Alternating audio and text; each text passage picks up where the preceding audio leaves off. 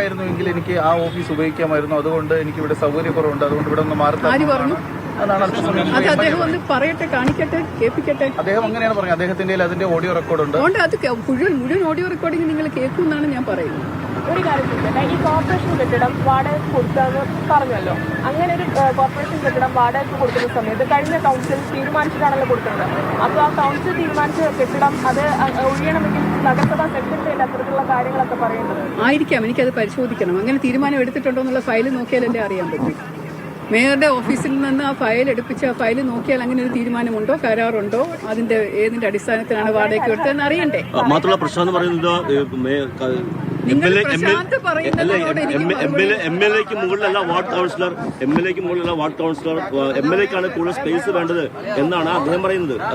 ന്യായം. എംഎൽഎക്ക് ഒരുപാട് MLA quarters തൊട്ടടുത്താണ്. അദ്ദേഹത്തിന് വിചാരിച്ചാൽ അദ്ദേഹത്തിന്റെ നിയോജക മണ്ഡലത്തിൽ എവിടെയും സ്ഥലം കിട്ടും. കൗൺസിലർക്ക് അങ്ങനെയല്ല. കൗൺസിലർക്ക് അലോട്ട് ചെയ്തിരിക്കുന്ന സ്പേസിലേ ഇരിക്കാൻ പറ്റുള്ളൂ. അത് തന്നെയാണ് ഞാൻ പറഞ്ഞത്. എംഎൽഎക്ക് എവിടെ വേണമെങ്കിലും ഏരിയ കിട്ടും. എംഎൽഎ ക്വാർട്ടേഴ്സ് തൊട്ടടുത്തുണ്ട്. ഈ കൗൺസിലറിന്റെ ഓഫീസിൽ തന്നെ അദ്ദേഹത്തിന് ഇരിക്കണം എന്ന് പറഞ്ഞു കഴിഞ്ഞാലുള്ള ബുദ്ധിമുട്ട് ഞാൻ അദ്ദേഹത്തോട് നേരിട്ട് പറഞ്ഞതേ ഉള്ളൂ. ബാക്കി എന്ത് കാര്യങ്ങളും നമുക്ക് നേരിടുന്നു. ഇത് ഒരു ചെറിയ തിരുവനന്തപുരം കോർപ്പറേഷനിലെ ഒരു കൗൺസിലിലെ ഒരു ചെറിയ പ്രശ്നം നിങ്ങളൊരു രാഷ്ട്രീയ പ്രശ്നമാക്കി മാറ്റരുത്. വളരെ ചെറിയ പ്രശ്നം ഇതുപോലെ വിവാദമാക്കരുത്. ഇനിയും വലിയ വലിയ കോൺട്രവേഴ്സീസ് ഉണ്ടല്ലോ. നിങ്ങൾ എന്തിനാ ഇതിന്റെ പുറകെ ഇങ്ങനെ കടിച്ചു തോന്നുന്നതെന്ന് എനിക്ക് പറയാനുള്ളൂ.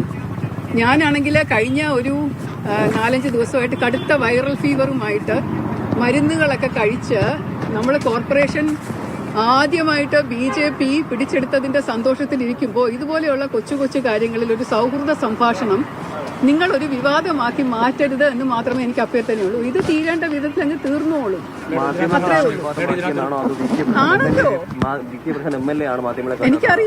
എനിക്കറിയില്ല. പക്ഷെ ഇത് നിങ്ങൾ അത് തിരിച്ചു കൊണ്ടുപോയിട്ട് കുറച്ചും കൂടെ നല്ല കാര്യങ്ങളിലേക്ക് ശ്രദ്ധ തിരിക്കും.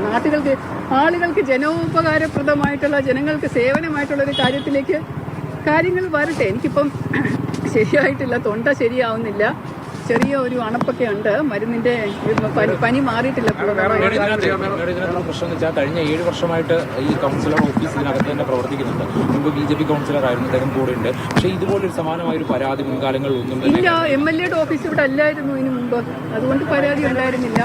മധുസൂദനൻ നായർ അദ്ദേഹത്തിന്റെ വീട് തൊട്ടടുത്തായിരുന്നതുകൊണ്ട് അദ്ദേഹത്തിന് ഇവിടെ ഇടയ്ക്കിടയ്ക്ക് വരേണ്ട കാര്യമുള്ളൂ. ബാക്കി എല്ലാവരും വീട്ടിൽ വരും. എന്റെ വീട് ഈ കൗൺസിൽ പരിസരത്തല്ല, ഈ വാർഡിലല്ല. അതുകൊണ്ട് എനിക്ക് ഓഫീസ് ഇവിടെ വേണം. അതുകൊണ്ടാണ് ഈ പ്രശ്നം ഉണ്ടായത്. ഇപ്പോൾ മനസ്സിലായോ?